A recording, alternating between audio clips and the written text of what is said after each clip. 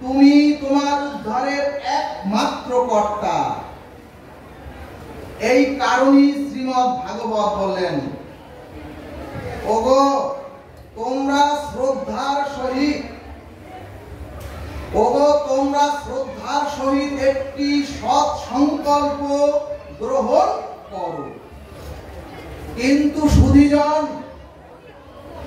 আজ সব নষ্ট হতে বসেছে।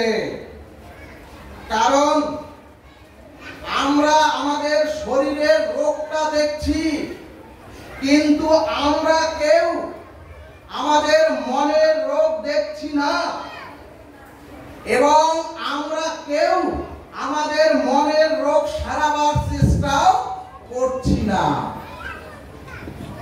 অর্থাৎ আমার সামনে কেউ দোতলা বাড়ি যদি করে, তখন আমার মনে হয় আমি কেন চারতলা করতে পারলাম না। সুধীজন, এই হিংসাত্মক প্রতিযোগিতা সমাজে নিরন্তর চলছে, কিন্তু আমরা কেউ ভাবি না ওই ভক্ত সাধুর থেকে আমি আরো বড় সাধু ভক্ত কেন হতে পারি না। এই প্রতিযোগিতাটা হচ্ছে না।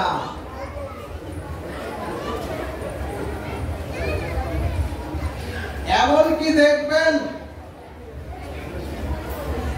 আমি কেন ওনার থেকে আরো ভগবত ভজন প্রিয় হব না, এই প্রতিযোগিতা আমাদের মধ্যে শুরু হচ্ছে না। ভক্তগণ,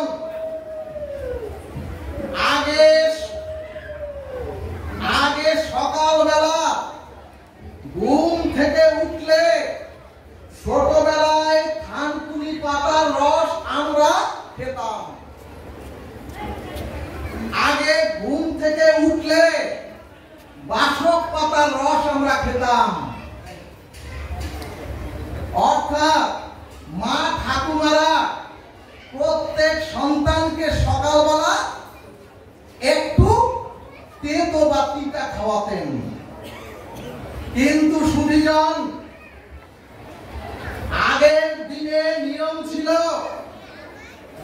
মা তার প্রত্যেক সন্তানকে এবং পরিবারের সবাইকে খুব ভোরবেলা ঘুম থেকে প্রত্যেককে ডেকে জাগাতেন। সুধীজন, ভাগবত বলছে মানুষের দেহ এবং মনের শুদ্ধতা 80% নির্ভর করে ব্রাহ্ম মুহূর্তে প্রভাতে ঘুম ভাঙ্গার মধ্য থেকে। কিন্তু সুধীজন, বর্তমান কালচারে টিভিতে সিরিয়াল, বর্তমান কালচারে প্রত্যেকের হাতে অ্যান্ড্রয়েড মোবাইল, এবং এই অ্যান্ড্রয়েড মোবাইলের নেট উন্মাদনায় এখন মানুষ অধিক রাত্র জেগে থাকার কারণে আমরা কেউ ভোরবেলা ঘুম থেকে উঠতে পারি না। ভক্তগণ, ভাগবত বলছে, ভাগবতের টিকা বলছে মানব জীবনে প্রথম অশুভ, মানব জীবনে প্রথম অধপতন, কুসংস্কারটা এখান থেকেই ঢুকেছে।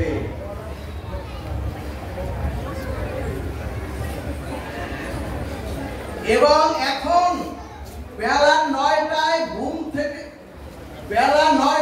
ঘুম না ভাঙলে আমরা মনে করি আমি কিসের ধন্যাঢ্য শিক্ষিত মানুষ।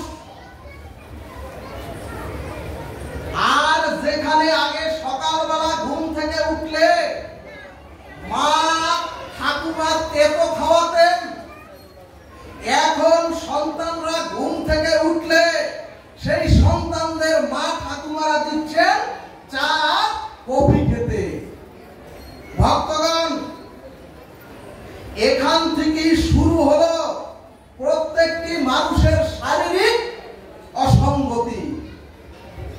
ও মাগো, গ্যাস্ট্রিক নাই এমন কোন মানুষ খুঁজে পাবেন না এই সমাজে।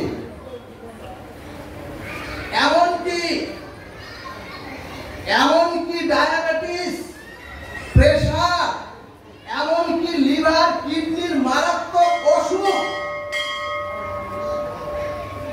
এই কারণে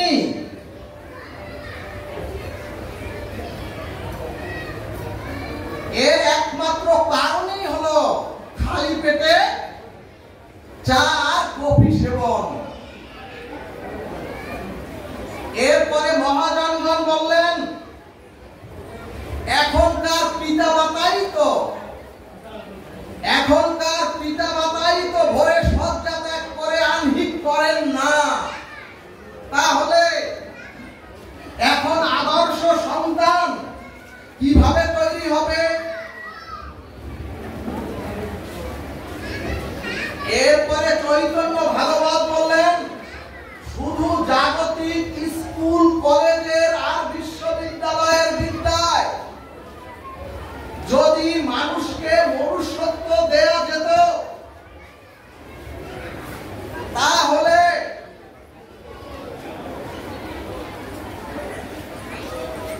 সুধীজন, এরপরে চৈতন্য ভাগবত বললেন, শুধু জাগতিক স্কুল কলেজ বিশ্ববিদ্যালয়ের বিদ্যায় কোন মানুষকে মনুষ্যত্ব দিতে পারে না।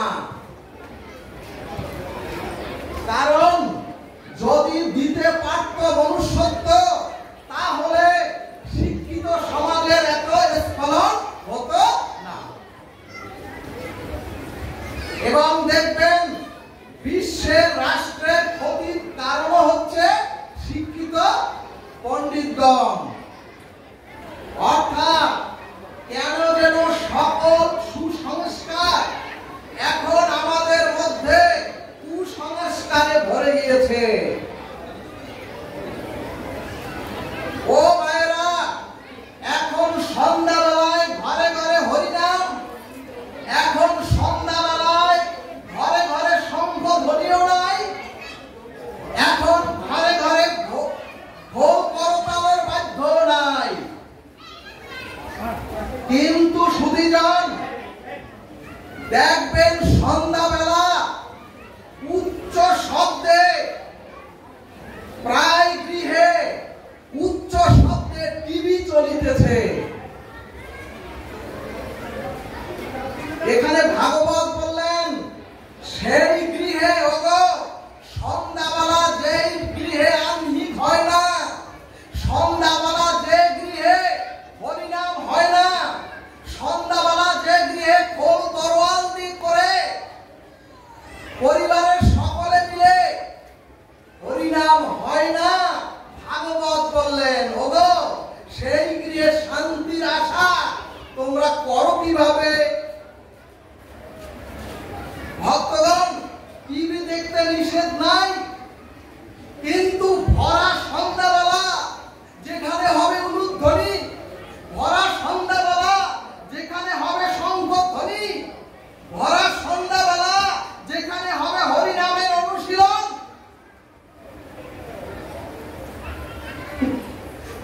যদি সেখানে সন্ধ্যাবেলা এগুলি না হয়, তোমার আমার অধঃপতন ধ্বংসলীলা কে ঠেকাবে?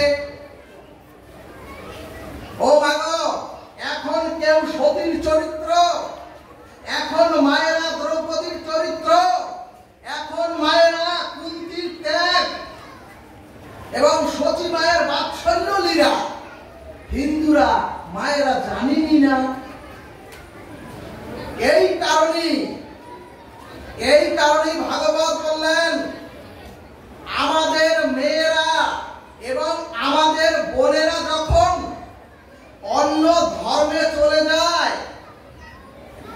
পর্যালোচনা করে দেখা গিয়েছে তাদের পরিবারে কোনো ধর্ম চর্চা পিতামাতাও করেন না, আর সন্তানরাও এবং অন্য কুসঙ্গে মিশে, অন্য অসৎ সঙ্গে মিশে ওই অসৎ সঙ্গের প্রভাবে ধর্ম ত্যাগ করে ধ্বংস হয়ে যায়। এজন্যই ভাগবত বললেন, ওগো সন্তানকে যদি আদর্শবান, ওগো সন্তানকে যদি চরিত্রবান এবং মনুষ্যত্ব না দিতে পারেন, তাহলে ওই পিতামাতাই সবচেয়ে ক্ষতিগ্রস্ত হবে ওই সন্তানদের দ্বারা। ভক্তগণ, অনেক বড় সম্মানী, অনেক বড় প্রতিষ্ঠিত মানুষকেও ধুলায় মিশে দিতে হয় শুধুমাত্র সন্তানদের কারণে। শুধুজন আগে বাহিরের খাবার মানুষ গ্রহণ করত না, আর যদিও বাহিরের খাবার কেউ খেত ফল।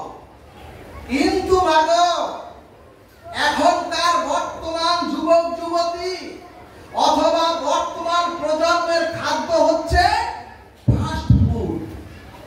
ভক্তগণ, এগুলো খেলে শরীর সুগঠিত হতে পারে না, এবং ফাস্ট ফুড যদি খায় তখন আসে জীবনে পদে পদে বিপদ।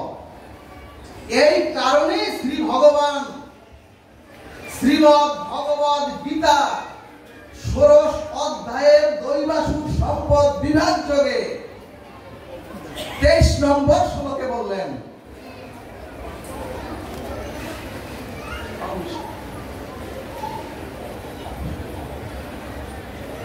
ভগবান বললেন, য শাস্ত্রবিধি মুৎসৃজ্য বর্ততে কামকারতা ন সিদ্ধিম বাপ্নতি ন সুখম ন পরম গতিম। অর্থাৎ কি বললেন ভগবান? যিনি শাস্ত্রের অমোঘ বাণীকে পরিত্যাগ করে নিজের স্বেচ্ছাচারিতায় জীবন পরিচালিত করবেন, গোবিন্দ বললেন তার কোনো কালে সুখ হবে না, তার কোনো কালে সে শান্তিও পাবে না, এবং তিনি মৃত্যুর পরে কোনো পরকালে কোনো গতিও প্রাপ্ত হবে না। জয় নিতাই গৌর হরি বল। কিন্তু সুধীজন, বর্তমান কালের প্রভাবে মানুষ ভাবে এবং দেখবেন বলে শাস্ত্র আছে, শ্রী গুরুদেব আছেন, সাধু গুরু বৈষ্ণব আছেন, এমনকি পিতা মাতা আচার্য শিক্ষক মন্ডলীও আছেন, কিন্তু প্রতিটি মানুষ মনে করে আমি আমার মতো স্বাধীনভাবে চলতে চাই। অর্থাৎ বর্তমান কালের মানুষ মনে করে আমি কারো মত বা বিধিকে গ্রাহ্য না করে আমি স্বাধীন হয়ে নিজের জীবন পরিচালিত করতে চাই। এবং এই কারণেই আজ নেমে এসেছে মানুষের জীবনে অন্ধকার আর অভিশাপ। এজন্যই গীতা শাস্ত্র বললেন, মানুষ যখন শাস্ত্রের অমোঘ বিধি নিয়মকে মানুষ যখন পরিত্যাগ করে, যখন মানুষ স্বেচ্ছাচারী স্বতন্ত্র জীবন বেছে নেয়, গোবিন্দ বললেন ন সুখং ন শান্তিং ন পরম গতিম। অর্থাৎ সরাসরিও সে সুখ শান্তি পাবে না, আর পরকালেও সে গতিও পাবে না। ভক্তগণ, সনাতন শাস্ত্র সত্য, সরলতা, প্রেম, পবিত্রতা এই 4টি তত্ত্ব বস্তুর উপরে দাঁড়িয়ে আছে। তাহলে কর্ম বা কানের সততা কি? ভাগবত বললেন, যেদিন গুরু গৃহ থেকে ভগবানের দিব্য নাম কর্মে শ্রবণ করেছি, সেই দিন থেকে সৎ কথা, যেদিন শ্রী গুরুর কাছ থেকে কর্ণে মন্ত্র পেয়েছি, সেদিন থেকে কৃষ্ণ নামামৃত কথা ছাড়া, সেদিন থেকে বৈষ্ণবের গুণ কথা ছাড়া এই কানে বা এই কর্ণে অন্য কোন কথা শ্রবণ করা যাবে না। কিন্তু আমাদের মধ্যে এমন লোক আছে, যদি কুৎসা কথা হয় সেখানে কর্ণটা এগিয়ে দেয়, আর যদি হরি কথা হরিনাম হয় সেখানে আসতে চায় না। ভক্তগণ, সনাতন ধর্মের এত গ্রন্থ, সনাতন ধর্মের নবলক্ষ গ্রন্থ ওই ভগবানকে প্রাপ্ত হওয়ার জন্য নয়। সুধীজন, সমস্ত গ্রন্থ হচ্ছে নিজেকে সংশোধন করার জন্য, নিজে সংশোধন হওয়ার জন্য, অর্থাৎ মানুষকে সংশোধন করার জন্য। কারণ সুধীজন, কারণ এই বিশ্বটাই হচ্ছে সংশোধনাগার। ভাগবত বললেন, দুর্লভ মনুষ্য জন্ম পেয়েও এই জগৎ থেকে যদি কেউ সংশোধন না হতে পারে তাহলে তার গতি একেবারে সরাসরি তামিশ্র নরকে।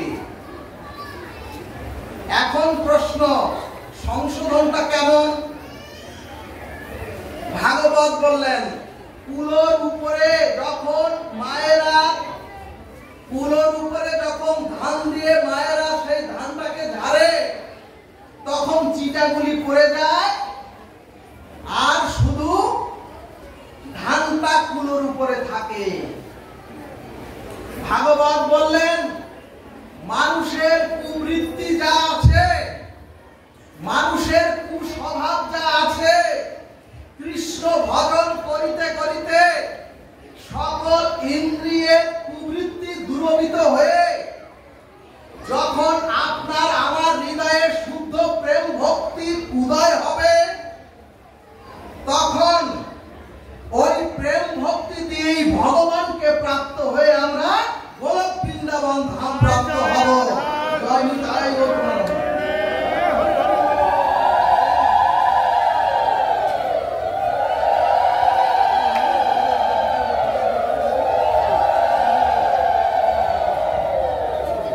এখন তাহলে মুখের সততা কি? ভাগবত বলছে, ওগো, মুখে সত্য বাক্য বলতে হবে আর মুখে সৎ খাবার খেতে হবে।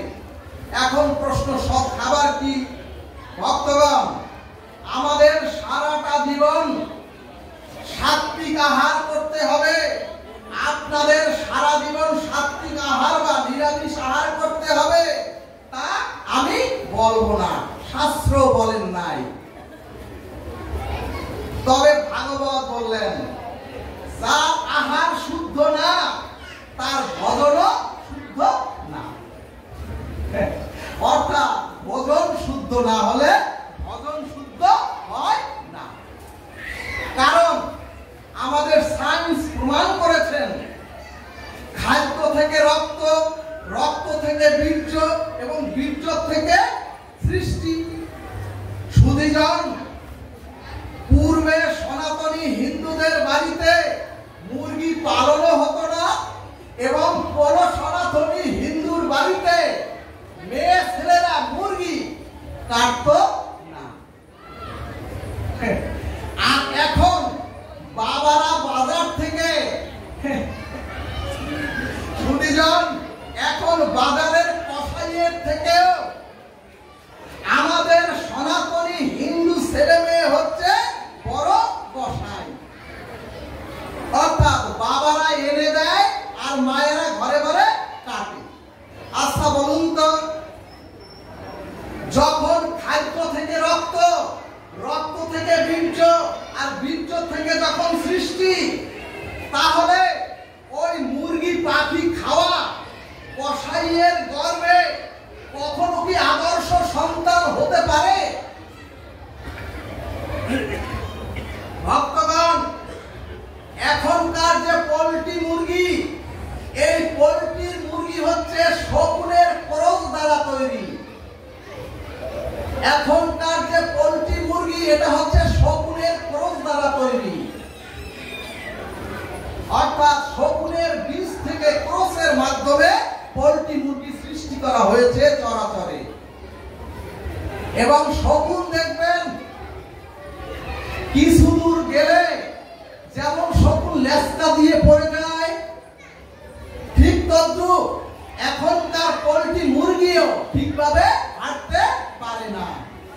এবার বলুন, ওই পোল্ট্রি মুরগি যদি মানুষ খায় আর ওই খাদ্য থেকে যদি রক্ত হয়, আর সেই পোল্ট্রি মুরগির রক্ত থেকে যদি বীর্য তৈরি হয়, আর ওই বীর্য থেকে যদি সন্তান হয়, তাহলে সেই সন্তান দিয়ে এই সমাজে, এই সংসারে কি মঙ্গল কামনা করেন? এই কারণেই ভাগবত বলছে অবশ্যই আপনাকে একটু হিসাব করে খাবার খেতে হবে। অর্থাৎ অন্তত সপ্তাহের রবিবার এবং বৃহস্পতিবার, অন্তত অমাবস্যা আর পূর্ণিমা, অন্তত সংক্রান্তির দিন আমিষ খাওয়া যাবে না। আর একাদশীর আগের দিন, একাদশীর পরের দিন আর একাদশীর দিন কোন রকম, একাদশীর দিন তো পঞ্চশস্য গ্রহণ করা যাবে না, আগের দিন পরের দিন আমিষ গ্রহণ করা যাবে না। তাহলে একটু হিসাব করে দেখি, মাসে কয় দিন আমরা আমিষ খেতে পারবো? সুধীজন, তাহলে হিসাব করে দেখি, এক মাসে রবিবার হচ্ছে 4টি,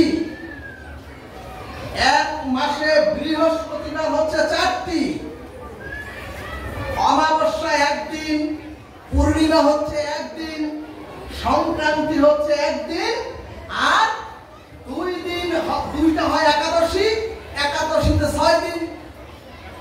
তাহলে মাসে নিরামিষ খেতে হবে মোট 17 দিন, আর আমিষ খেতে পারবে মাত্র 13 দিন। সুধীজন, হ্যাঁ, এজন্যই ভগবান বললেন আমি মানুষকে একটি স্বাধীনতা দিয়ে, ভগবান বলছেন আমি মানুষকে স্বাধীনতা দিয়ে একটি প্রবহমান স্রোতস্বিনী নদীর তটে দাঁড় করিয়ে দিয়েছি। এখন তোমরা শাস্ত্রের দ্বারা, তোমরা সাধু উপদেশের দ্বারা, আর তোমাদের আত্মজ্ঞানের দ্বারা তুমি তোমাকে ওই পথ থেকে উদ্ধার করতে পারো। আর যদি তোমরা স্রোতস্বিনী প্রবাহমান নদীর জলে নেমে ভেসে যাও, পতন ঘটাতে পারো, এই স্বাধীনতা তোমার। এখন প্রশ্ন আসলো, ভগবান তুমি অনাদির আদি, সর্বকারণের কারণ, তাহলে তুমি আমাদের উদ্ধারের, মনুষ্য জীবকে উদ্ধারের ব্যবস্থা, উপরে ওঠার ব্যবস্থা করলে না কেন? এখানে ভগবান বললেন, ওগো আমি তোমাদের গুরু রূপে তোমাদের কৃষ্ণ তত্ত্ব জ্ঞান দিয়ে রাধা মাধবের পথ দেখানোর ব্যবস্থা করে দিয়েছি।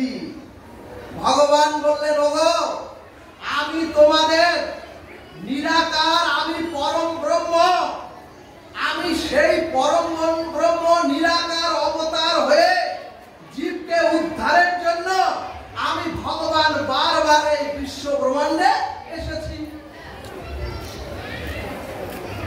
ভগবান বললেন আমি ভগবান শাস্ত্র রূপে মানুষের মর্যাদা এবং মানুষের একমাত্র ভগবত লক্ষ্য নির্ধারণ করেও দিয়েছি।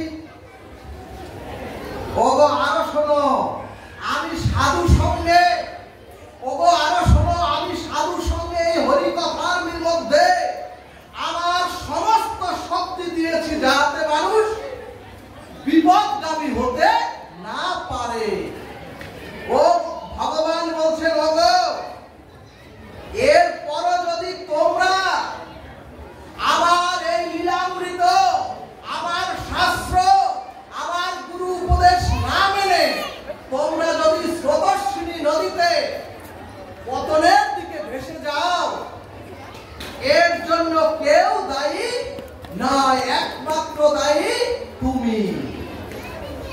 সুধীজন, এই যে হরি কথা শুনছেন, অমৃত কথা শুনছেন, আপনারা এই পাঠ শেষে বাড়িতে গিয়ে যদি ঘুমাতে 2টা 2:30টাও হয়, ভগবান বলছেন তুমি আমার কথা শুনে এসেছো তো, তোমরা আমাকে আশ্রয় করেছো তো, ওগো শোনো, এখন তোমরা শান্তিতে ঘুমাও, এখন তোমরা নিভৃতে ঘুমাও, আমি ভগবান পাহারাদার হয়ে তোমাকে আমি পাহারা দেব। বলো না গো রাধে রাধে। ভগবান বললেন ওরে ওরে আমি যদি ঘুমাই, ভগবান বললেন ওগো আমি যদি ঘুমাই তাহলে তোমার আমার আমাদের ঘুম আর কোনো কালে ভাঙবে না। ভক্তগণ, শ্রীমদ্ ভগবদ গীতাতে ভগবান বললেন যারা শুক্ল পক্ষে মানে দিনে মারা যায় তারা ঊর্ধ্বগতি হয়, আর যারা রাত্রিতে নিশীথে অথবা কৃষ্ণ পক্ষে মারা যায় তারা অধোগতি। অধোগতি অর্থাৎ আবার চরাচরে ফিরে আসতে হয়। কিন্তু সুধীজন, ভাগবত বললেন এই গীতার এই ব্যাখ্যা সকলের জন্য নয়।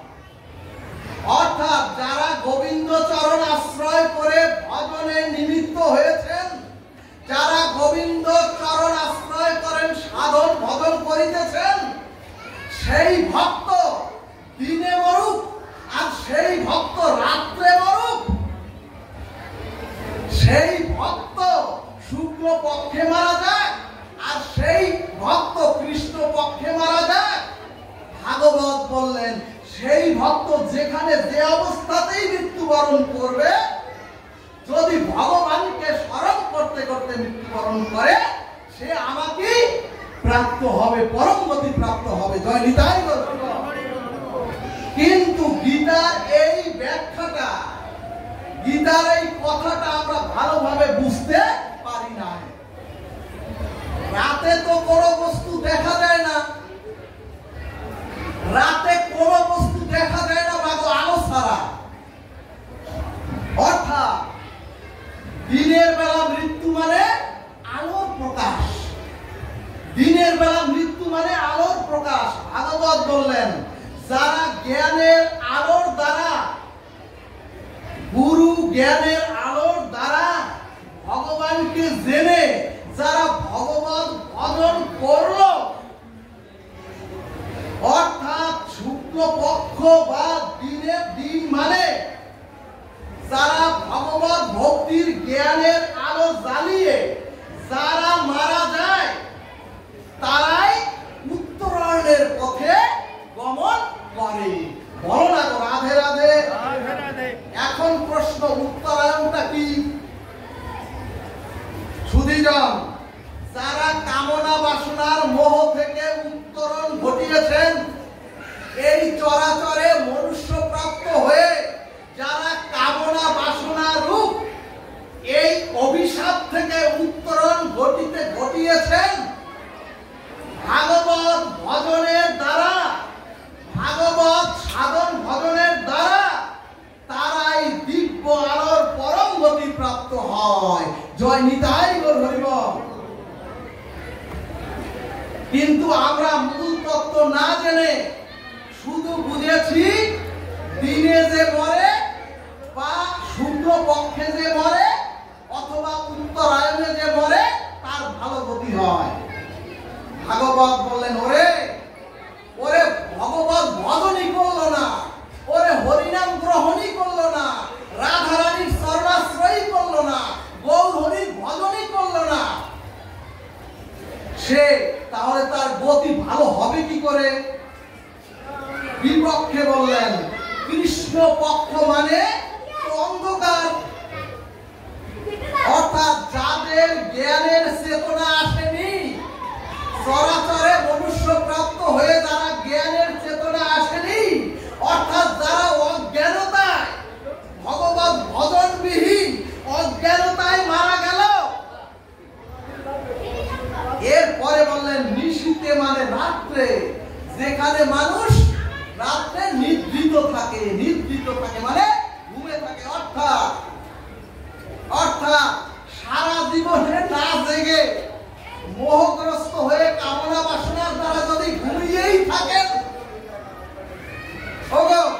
যদি মনুষ্য প্রাপ্ত হয়ে সাধন ভজন না করে কামনা বাসনার মধ্যে থেকে যদি ঘুমিয়েই থাকেন, অর্থাৎ তুমি সারা জীবনে না জেগে মোহগ্রস্ত হয়ে যদি ঘুমিয়ে থাকো, তাহলে দক্ষিণায়ন মানে জবের দিকে যেতে হবে। তাহলে সুধীজন, তুমি নিধি পতনের দিকে পতিত হতে হবে, আবার তোমাকে এই চরাচরে আসতে হবে। এই হলো প্রকৃত ব্যাখ্যা। তাহলে ভাগবত কি বললেন? ভাগবত বললেন, ভগবত ভক্ত যেখানে যে অবস্থাতেই মরুক, ভগবানকে স্মরণ করতে করতে মরলেই তার পরম গতি হয়ে গোলক প্রাপ্ত হবেন। বলবন রাধা কৃষ্ণ পৃথিবীমানন্দে।